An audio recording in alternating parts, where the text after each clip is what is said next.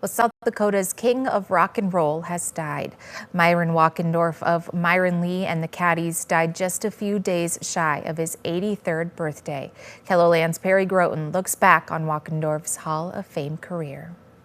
This is in 1963. Myron Wackendorf was known as South Dakota's founding father of rock and roll. He and his band, Myron Lee and the Caddies, performed with some of the biggest names in the industry back in the late 1950s and early 60s.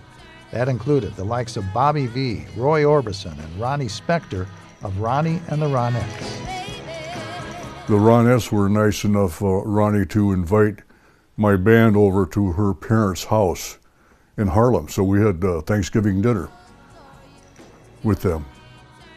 Myron Lee and the Caddies gained national fame with the release of their biggest hit, Peter Rabbit, back in 1962. American rock and roll, that was a hot thing. That was the only thing. Wackendorf had an unexpected and tragic brush with history when he and fellow singer Brian Hyland were touring in Dallas, Texas on November of 1963 and watched President John Kennedy's motorcade pass by.